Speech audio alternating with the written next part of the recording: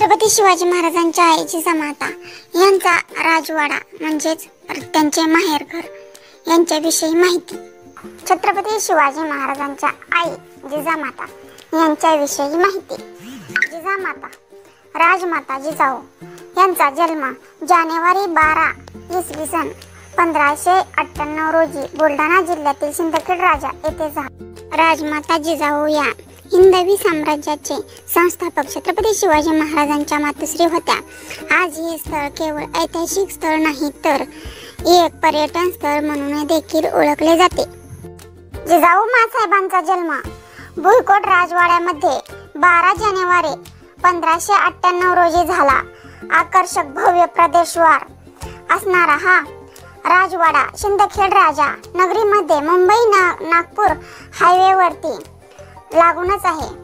याच वास्तूसमोर नगरपालिका निर्मित एक बगीचा देखील आहे। येथे राजा लखुजीराव जाधवांचे समाधीस्थळ आहे। ही भव्य वास्तू भारतातील संपूर्ण हिंदुस्थानाच्या समाधीपेक्षा मोठी वस्तू आहे। ज्या ठिकाणी जिजाऊंनी रंग खेळला होता तो महाल रंगमहाल। या महालात शहाजीराजे आणि जिजाऊंच्या विवाहाची बोलणी करण्यात आली होती। हे नीलकंठेश्वराचे मंदिर देखील आहे। या मंदिरामध्ये संपूर्ण पाषाणातून साकारलेले हरिहराचे सुंदर शिल्प आहे। तर राजे लखुजीराव जाधवांची समाधी पूर्ण जीवन केल्याचा शिलालेख कोरलेला आहे। या मंदिरासमोरच चौकोनी पर्यंत उतरण्यासाठी पायऱ्यांची व्यवस्था असणारी एक भव्य बारव आहे। एक 8व्या ते 10व्या शतकातील अतिप्राचीन असे हेमाडपंथी रामेश्वर मंदिर आहे। राजेराव जगदेवराव जाधवांच्या कार्यकाळात भव्य किल्ल्यांच्या निर्मितीची सुरुवात झाली होती। त्यातच एक सुंदर उदाहरण म्हणजे काळाकोट।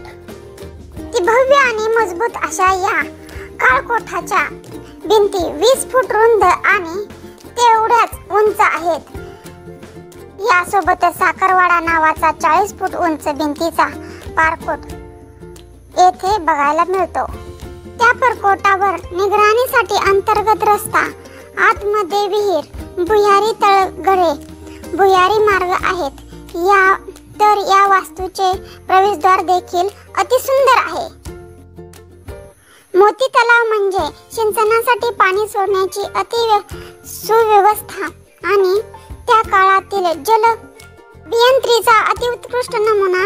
या तलावाच्या समोरील भाग एक किल्ल्याप्रमाणेच बांधण्यात आला असून विलोभनीय असा परिसर याला लाभलेला आहे। मोती तलावाबरोबरच चांदणी तलाव हे देखील एक प्रेक्षणीय स्थळ आहे।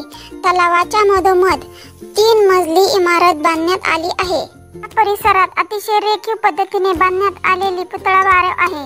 ही म्हणजे असंख्य मूर्ती व शिल्पांचा एकत्र वापर करून बनवलेली देखील शिल्पाकृती आहे। तसेच येथे एक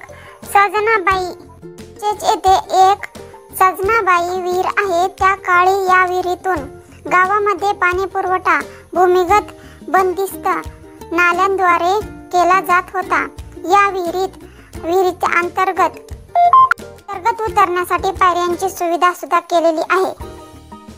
तर या ठिकाणी कसे पोहोचायचे असे तुम्हाला प्रश्न पडला असेल तर विमानाने पोहोचण्यासाठी औरंगाबाद येथील विमानतळ 92 किमी अंतरावर आहे। रेल्वेने जालना आणि औरंगाबाद येथे स्थानक अनुक्रमे 33 व 96 किमी अंतरावर आहे।